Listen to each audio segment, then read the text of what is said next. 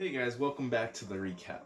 So this week on NXT, we started off the night with a second chance match. So as you know, at NXT 30, which is coming up, there's a ladder match for the North American title because Keith Lee had to relinquish it. By the way, I don't understand why Keith Lee had to relinquish the NXT North American title. Like, they made it seem like it was his choice. I don't think that was his choice. If it was his choice, I don't know why he would choose that. You're the first person to ever become the NXT World Heavyweight Champion and also hold the North American title at the same time, and then the next week you just give it up, one of the titles, so you can focus more on one. Like, there's plenty of double champions in WWE right now that can focus on multiple titles. So I never got that. I feel like that was messed up. I feel like they made him have to give up the North American title because NXT 30 was coming up and they wanted to do that ladder match thing, but that was messed up. He should have kept the North American title while being the NXT World Champion. But hey, it's whatever. Anyway, so the second chance match was for people who competed in like these triple threat matches weeks ago to qualify for that ladder match at NXT 30 for the North American title. And Johnny Gargano lost his match, Rich Holland lost his triple threat match, so this is a second chance match to get into that ladder match, because I think there was like 2 or 3 spots left in that ladder match. So Johnny Gargano started off the night coming out with Candice LeRae, and he was going to go against Rich Holland. Both guys phenomenal wrestlers. I've always been a Johnny Gargano fan. He's the heart and soul of NXT. Rich Holland is new on the scene. Rich Holland is a very good wrestler. Apparently he has a rugby background. He's very well built. He seems like he's like kind of like a smash mouth wrestler kind of guy, a brawler type. Reminds me of like Fit Finlay a little bit. But yeah, I like his entrance theme. I like both of their entrance themes, Johnny Gargano and Rich Holland. And I like Rich Holland's character and, you know, his in-ring skills. And they had a really good match too. NXT never disappoints with the matches, really. But they had a really good lengthy match. And then something happened during the match where I thought Johnny Gargano got injured because I thought Rich Holland messed up a move. But I feel like they did that on purpose. Because what happened was, like, Johnny Gargano looked like he was jumping for a crossbody, and Rich Holland looked like he was going to do like a move, like a scoop slam, that thing that Randy Orton does a lot.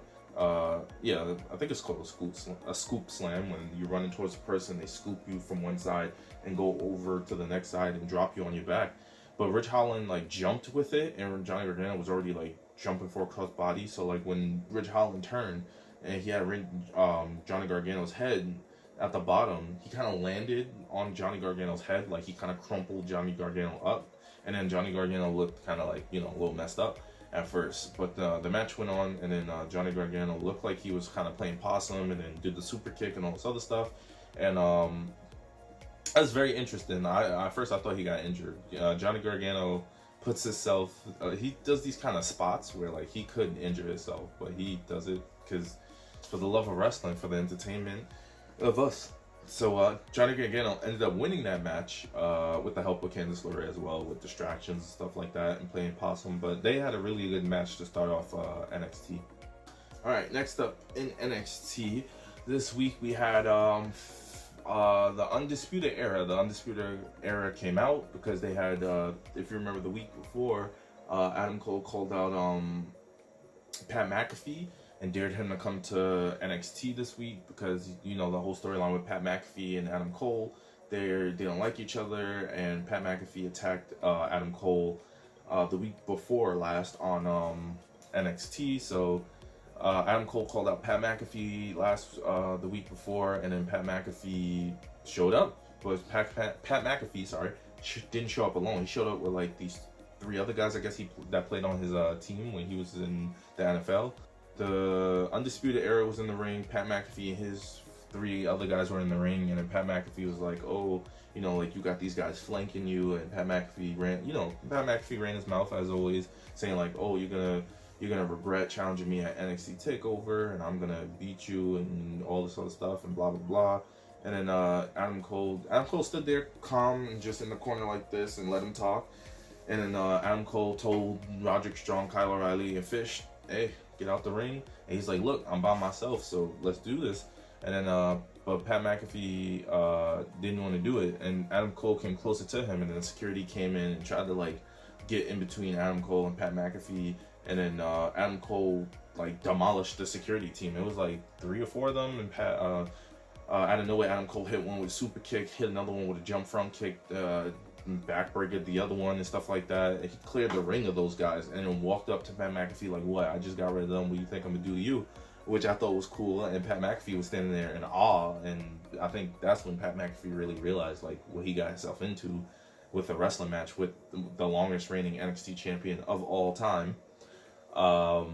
So Pat McAfee didn't want any smoke with Adam Cole. He got out the ring and he kind of retreated with his little posse. So we'll see what happens at NXT TakeOver. I have high hopes that Adam Cole's gonna win.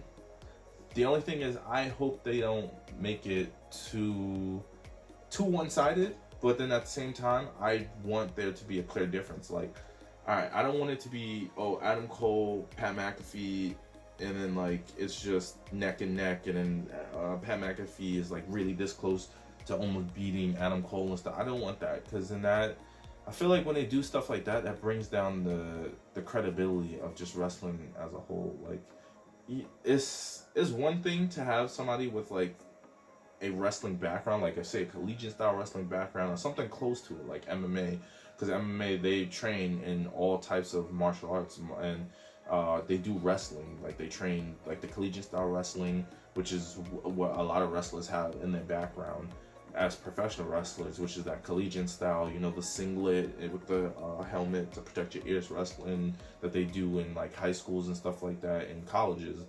So that I can understand coming into wrestling, or you being like a UFC fighter or a gymnast, or no, not gymnast, just a UFC fighter, because you're used to physical contact and doing these moves of throwing people and submissions and strikes and stuff. I get that. But when you come as a basketball player, football player, and I'm not saying they don't turn into great athletes, because we have people like Baron Corbin, who used to be in the NFL, and Brock Lesnar, who used to be in the NFL.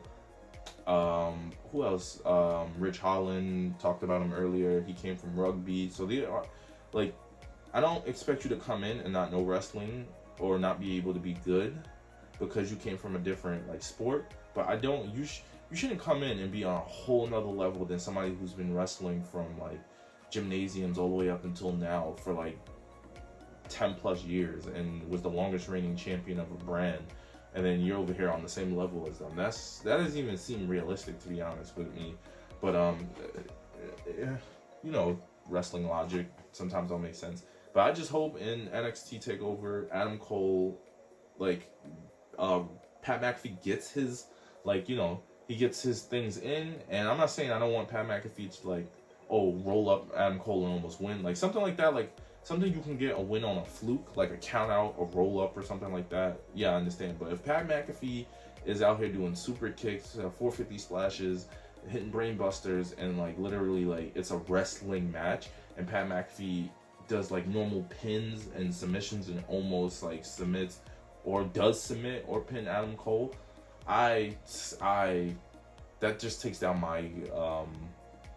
my personal opinion about wrestling, especially for the brand NXT, for Adam Cole. Like, that shouldn't be, in my opinion. Like, I feel like that would make that they do that sometimes, and it makes wrestlers look weak, and it takes away from their credibility. And it's just like, you know, like imagine me going against, I don't even play basketball, but say me going against LeBron James, and like let's say like even if I did play basketball, let's say I played basketball in middle school and high school and stuff like that, right? Now, me going against LeBron James, now I can go against LeBron James and maybe get some shots off and stuff like that, and maybe kind of get past his defense a little bit. But like, let's say it's me versus LeBron James one-on-one match, and I've never been at an NBA level, kind of like of playing basketball or anything like that. And I come in there and I beat LeBron James 75-50. So I have like 25 more points than LeBron James. And let's say like I'm crossing them up and doing stuff like that. Should not happen. That doesn't even make sense. Like, this person's been doing it longer than me, has a higher skill for whatever sport you're playing than me. And I do get people get lucky, but that doesn't make sense. Like if I got that lucky, like 25 more points ahead of LeBron James, and I was crossing him up, and I was breaking his defense, that doesn't make sense. Like, that's not realistic. So like sometimes when they do that in wrestling, where like you have like this top dominant wrestler, and then you have somebody, I get the surprise roll ups and the surprise like count outs or somebody interfering in the match, but if it's just like 1-on-1 and then this dude is out here like matched with Adam Cole with wrestling skills, because of course he's an NFL player, so he's athletic, but I'm talking about wrestling skills like headlocks, suplexes, his like, you know, his knowledge of wrestling and the moves that he can perform and do it well, and like be up there with Adam Cole. I don't know, that's just gonna take out my opinion of NXT a little bit, but hey, we'll see what happens at NXT TakeOver. I have high hopes of Adam Cole, so hopefully Adam Cole wins. I'm an Adam Cole guy. And lastly, well, before we get to the last thing of NXT this week, NXT is not a long show, so they have you know, they have less matches and segments, but I feel like because they have less matches and less segments, they're better than like Raw and SmackDown, because they can put so much more into matches. Like matches on Raw and SmackDown would be like I would say 7 minutes to 10. On NXT they'll be like 10 to 15, and it'll be like more quality than quantity, you know? Like I feel like Raw and SmackDown is more quantity, like they give you more matches, more segments, but it's less quality. Like the quality of the segments and the matches aren't that great.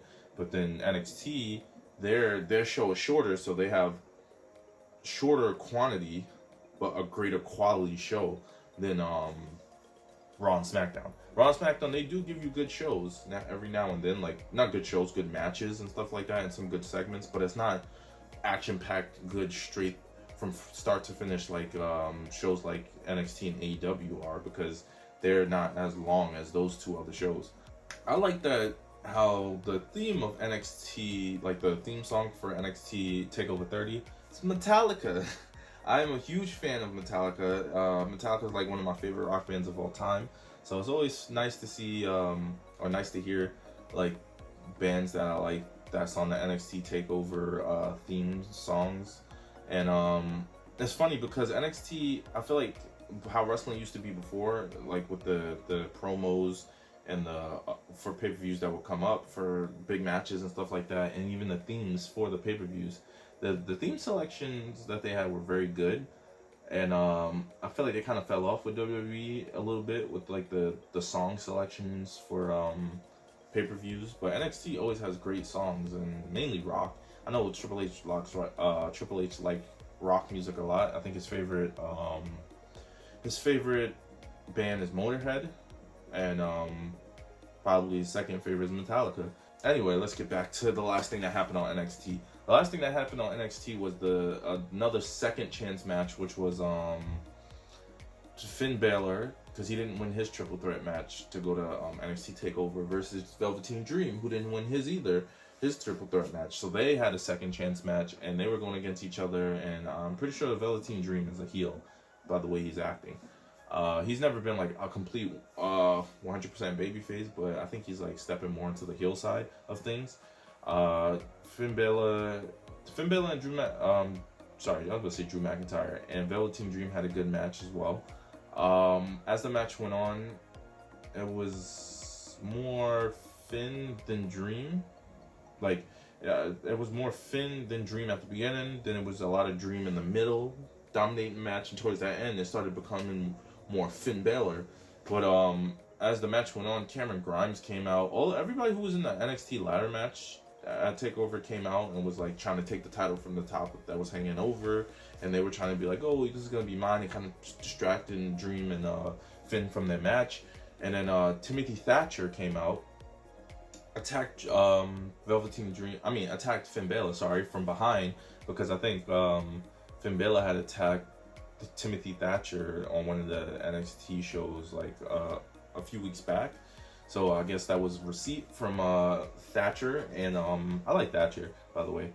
Thatcher attacked Finn from behind, costing him the match. Velveteen Dream won, so Velveteen Dream is the last person to fill up the spot for the NXT North American title ladder match at NXT Takeover. So we have who do we have? We have Bronson Reed, Damian Priest, Gargano, Velveteen Dream, and who's that last person that's in the ladder match? Because I think there's 5 competitors, and the other person was Cameron Grimes that I was missing. I think it's five of them in there. So at the ladder match at NXT, I hope that it turns out great. Most of the time, NXT pay-per-views turn out great, so I don't expect to be disappointed. But yeah, let's see how that ladder match goes. That was NXT for this week, guys. If you want to check out any other recap ones that I did for this week, so we did recap for Raw, recap for NXT, AEW, Dynamite, and SmackDown. You guys can check out those videos as well. And I'll see you guys later in the next video. Peace out.